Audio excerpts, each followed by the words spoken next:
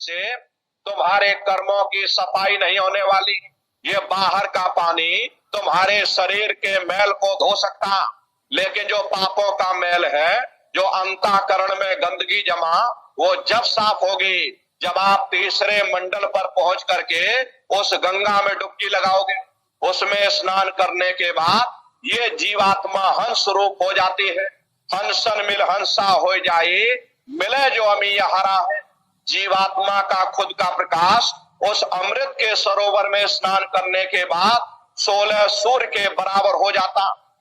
तो फिर यही जीवात्मा चौथे मंडल के शब्द को पकड़ करके चौथे मंडल की चढ़ाई करते हैं। दो पर्वत के संग निहारो और भंवर गुफाते संत पुकारो। दो पर्वतों को पार करने के बाद वो बड़ा सुंदर देश आता, जिसे महात्माओं ने भंवर गुफा कहा। वहां के जो मालिक हैं वो सोहंग पुरुष है। वहां बंसी यानी मुरली की मधुर ध्वनिया सदा उस लोक में उच्चारण होती रहती।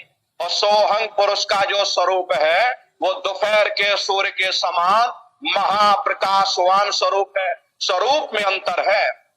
पहले स्थान पर निरंजन भगवान का जो स्वरूप है वो ज्योतिष स्वरूप है। दूसरे स्थान पर ब्रह्म का जो स्वरूप है वो सुबह के लाल सूर्य के समान है। तीसरे स्थान पर पार ब्रह्म का जो स्वरूप है वो पूर्णमासी के चंद्रमा के समान। चौथे स्थान पर सोहंग पुरुष का जो स्वरूप है वो दोपहर के सूर्य के समान महाप्रकाशवान स्वरूप है। वहां के धनी का दर्शन करने के बाद ताके बड़े धाम सतनामा, 3 बजे सतलोक ठिकाना। सोहंग देश के ऊपर वो 5वां देश आता है, जिसे महात्माओं ने सचखंड देश कहा। वो सचखंड देश अजर अमर अविनाशी सदा एक रस रहने वाला देश है। वहां न काल है, न कर्म है, न दुख है, न संताप है, न पुण्य है, न पाप है।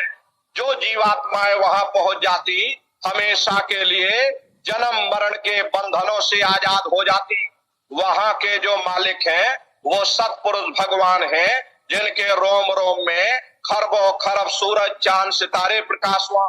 वही हमारे आपके सच्चे मालिक, वही हमारे आपके सच्चे पिता हैं। अरे हमको आपको वहीं से नीचे उतारा गया।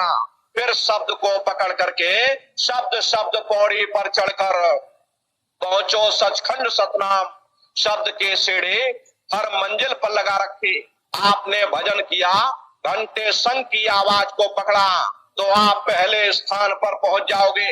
वहीं पर आपको दूसरे मंडल का शब्द सुनाई पड़ेगा, उसे आप पकड़ लोगे तो दूसरे मंडल पर चढ़ जाओगे। ऐसे ही शब्द दर शब्द, मंजिल दर मंजिल ये जीवात्मा अपने देश सचखंड में पहुंच जाती। तो शब्द कब पकड़ में आएगा? जब आप भजन करोगे। और भजन कैसे किया जाएगा? प्रेमी भाई बहनों, बैठ करके एक बार अच्छी तरह समझ लीजिए कैसे भजन करना है। आंख और कान को बंद करिएगा, ऊंचा ध्यान दे करके सुनना। सीटी जैसी आवाज शुरू में आपको सुनाई पड़ेगी, आप उसको पकड़ लेना, उसको आप सुनते रहना।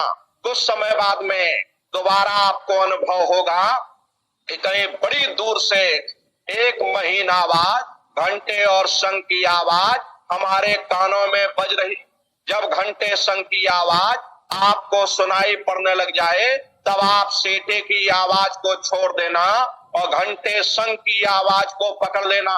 एक बार प्रेमी भाई बहनों आप उस आवाज को पकड़ लो, फिर वो आवाज आपको नहीं छोड़ेगी, खींच करके शरीर से बाहर कर देगी। रोज आना, रोज जाना, रोज ब्रह्मांडों की सैर करना, रोज देवी देवताओं के दर्शन करना और घूम करके फिर अपने शरीर में वापस चले आना। रोज कृष्ण भगवान का दर्शन करना, रोज राम का दर्शन करना और घूम करके अपने शरीर में फिर वापस लौटाना। तो प्रेमी भाई बहनों, ये भजन करने का तरीका। भजन का मतलब है भजो, अपने घर वापस चलो। ये सुमरन, ध्यान और भजन, ये 3 क्रियाएं आपको बताई गई। रास्ता बिल्कुल सच्चा है, आप करोगे आपको अनुभव होगा, दिखाई भी देगा और सुनाई भी पड़ेगा। लेकिन इतना ध्यान रखिएगा प्रेमी भाई बहनों, जो भी आपको दिखाई सुनाई पड़े, किसी को से तुम्हारे कर्मों की